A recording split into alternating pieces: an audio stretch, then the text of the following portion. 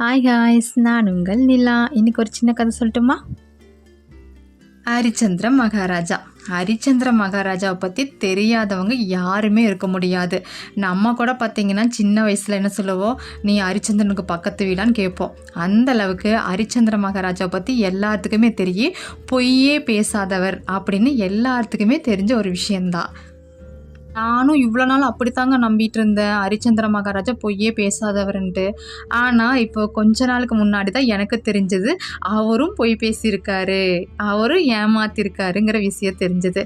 சரி, அதுவும் உங்கள் கூட ஷேர் பண்ணிக்கலாங்கிறதுக்காக தான் இப்போ நான் சொல்கிறேன். ஹரிச்சந்திர மகாராஜா பொய்யே பேசாதவர் தான். ஆனால் அந்த நிலையை அடைவதற்கு முன்னாடி அவரும் பொய் பேசியிருக்காரு. அந்த பொய்களின் எண்ணிக்கையோ ஏராளம்.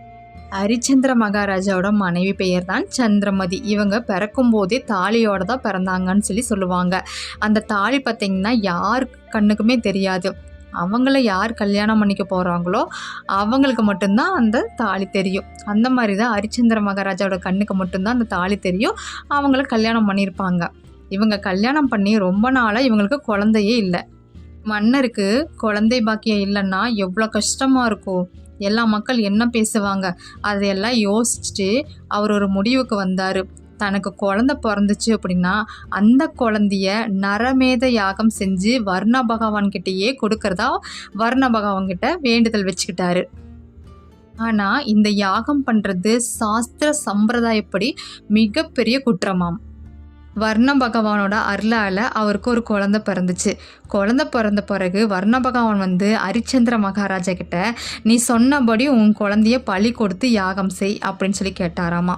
அதற்கு ஹரிச்சந்திரன், வர்ண பகவானே, குழந்தைக்கு நான் பேர் சூட்டிக்கிறேன், அதுக்கப்புறமா நான் இந்த யாகத்தை செய்கிறேனே அப்படின்னு சொன்னாராமா.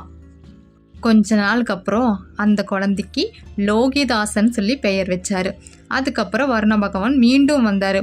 குழந்தைக்கு தான் பேர் வச்சாச்சுல்ல, இப்போது யாகத்தை செய் அப்படின்னாரு. குழந்தைக்கு பேர் வச்சாச்சோ, ஹரிச்சந்திர மகாராஜாவோ குழந்தைக்கு இப்போதான் பேர் வச்சிருக்கோம், கொஞ்சம் குழந்தை நடக்கட்டுமே, பின்னாடி அந்த யாகத்தை நான் செஞ்சிடுறேன் அப்படின்னு சொல்லிட்டாரு. அதே மாதிரி குழந்தையும் நடக்க ஆரம்பிச்சிருச்சு. அப்போவும் வர்ண பகவான் வந்து கேட்டார், இப்போ அந்த யாகத்தை செய் அப்படின்னு கேட்டார்.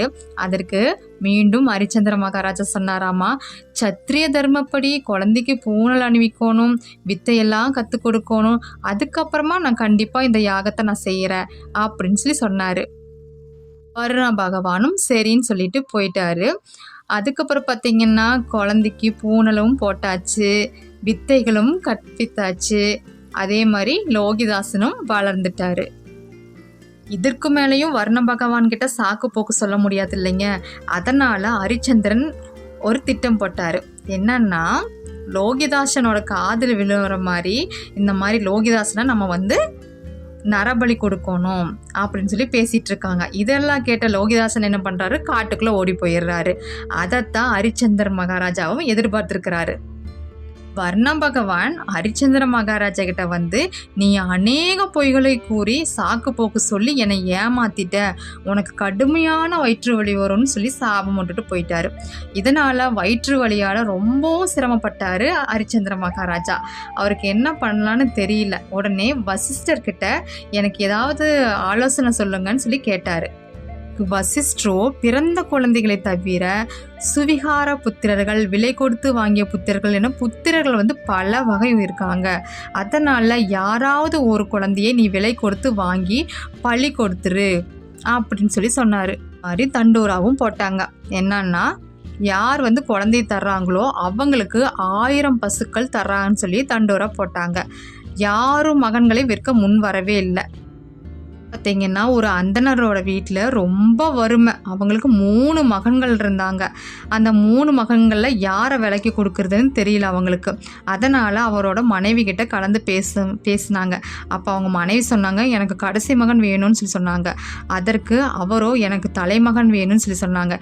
இதையெல்லாம் கேட்டுட்டு இருந்த அந்த நடுமகன் பார்த்தீங்கன்னா, என்னை நீங்கள் விற்க போகிறீங்களா என்ன, சரி கொடுத்து விட்டு போங்க, உங்கள் பிரச்சனையாவது தீரட்டும், நீங்களாவது சந்தோஷமாக இருங்க, என்னை வித்துருங்க சொல்லி அந்த குட்டி பையன் சொல்கிறான். பாருங்களேன், அந்த காலத்திலேருந்து இந்த காலம் வரைக்குமே இந்த நடுவில் பிறந்த குழந்தைகளுக்கு பிரச்சனையாக தாங்க இருக்குது. ஒன்றும் முன்னாடியே பிறந்துடணும், இல்லை கடைசியாக பிறந்துடணும். இந்த நடு குழந்தைய மட்டும் பிறக்கக்கூடாது போலைங்க. கதைக்கு வரலாங்க. என்னன்னா, ஹரிச்சந்திர மகாராஜா கிட்ட அந்த சிறுவனை ஒப்படைச்சிட்டாங்க. அந்த சிறுவனை கட்டி வச்சு பலி கொடுப்பதற்காக யாகத்தையும் ஆரம்பிச்சிட்டாங்க. அப்போது அந்த சிறுவன் அழுதுகிட்டே இருந்தார். அப்போது விஸ்வாமித்திரர் அங்கே வந்தார். அவர் அந்த குழந்தைகிட்ட, வருத்தப்படாதே, வர்ண பகவானோட மந்திரத்தை உனக்கு நான் உபதேசிக்கிறேன், நீ இந்த மந்திரத்தை இடைவிடாமல் நீ ஜபிச்சுட்டே இரு, வர்ண பகவானோட அருள் உனக்கு கிடைக்கும், உனக்கு மரணம் நேராது அப்படின்னு சொல்லி சொன்னார். சிறுவனோட தலையை வெட்ட அவங்க அப்பாவே முன்னாடி வந்துட்டாரு. ஆரம்பிச்சிட்டாங்க. யாகம் ஆரம்பிச்ச உடனே யார் பலி கொடுப்பதுன்னு சொல்லி ஒரு கேள்வி வந்தது. அப்போது ஆடு மாடுகளில் வெற்ற ஒருத்தர் வந்தார். அவர்கிட்ட 1000 பொன் தர்றேன், இந்த சிறுவனை வெட்டு அப்படின்னு சொல்லி சொன்னாங்க. அவரும் அழுதுட்டு இருந்த அந்த குழந்தைய பார்த்தாங்க. பார்த்துட்டு, நீங்கள் கொடுக்கும் 1000 பொன் எனக்கு வேண்டாம், இந்த சிறுவனை வெட்டும் பாவம் எனக்கு வேண்டாம் அப்படின்னு சொல்லி கத்தியை கீழே போட்டு போயிட்டாரு. அப்போது யார் வெட்டுறீங்களோ அவங்களுக்கு 1000 பொற்காசுகள் நான் இப்போவே தர்றேன் அப்படின்னு சொல்லி சொன்னாங்க. உடனே அந்த சிறுவனோட தந்தையே நானே வெட்டுறேன்னு சொல்லிட்டு முன்னாடி வந்தார். சிறுவனோட தலையை வெட்ட அவங்க அப்பாவே முன்னாடி வந்துட்டாரு. அவர் அந்த சிறுவனை வெட்ட போகும் அந்த ஒரு நிமிடத்தில் பார்த்தீங்க அப்படின்னா வர்ண பகவான் காட்சி கொடுத்தாரு.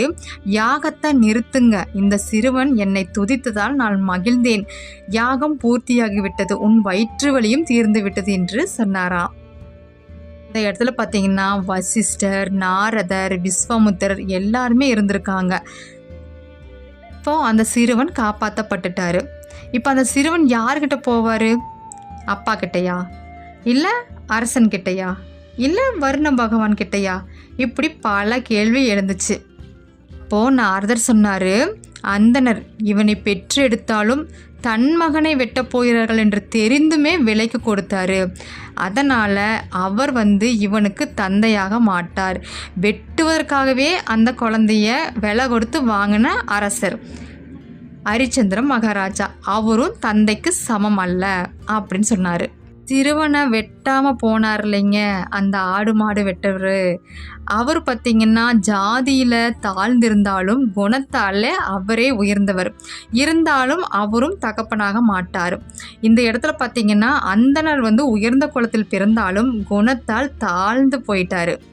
ஆனால் இவர் தாழ்ந்த குலத்தில் பிறந்தாலும் மனசால உயர்ந்த குலத்துக்கு போயிட்டாரு அப்படின்னு சொல்லி நாரதர் சொன்னார். வர்ண பகவானை பற்றி துதி செஞ்சனால காப்பாத்தினாரு. அதனால அவரும் தகப்பன் ஸ்தானத்தில் இல்லை அப்படின்னு சொல்லி சொன்னாரு. எந்த பலனும் கருதாமல் இவன் உயிர் பிழைக்க வேண்டும் என்று கருதி ஒரு மந்திரத்தை சொன்னார் பார்த்தீங்களா விஸ்வாமுத்திரர். இந்த சிறுவனுக்கு தகப்பன் ஸ்தானத்தில் இருந்து உதவி இருக்கிறாரு. அதனால் விஸ்வாமுத்திரர் கூட தான் இந்த சிறுவன் செல்ல வேண்டும் அப்படின்னு சொல்லி நாரதர் சொன்னார். எனக்கு குழந்தை வேண்டுங்கிற எண்ணத்தில் குறுக்கு வழியில் உயிர் பலி கொடுக்கலான்னு சொல்லி நினச்சிருந்தாரு ஹரிச்சந்திர மகாராஜா. பிற்காலத்தில் ஹரிச்சந்திரன் மகாராஜா பார்த்திங்கன்னா பலவிதமான துன்பங்களை அனுபவித்து நாட்டை இழந்து சுடுகாட்டுக்கு போகிற நிலைமையும் உருவாச்சு. அந்த ஹரிச்சந்திர மகாராஜாவுக்கே இவ்வளோ கொடுமைகள் நடந்திருக்கு. எதனால்? அவரும் பார்த்தீங்கன்னா பொய் சொல்லியிருக்கிறாரு, ஏமாத்திருக்கிறாரு. வாழ்க்கை வாழ்வதற்கே வாழ்ந்து காட்டுவோம். தேங்க்ஸ் ஃபார் வாட்சிங்.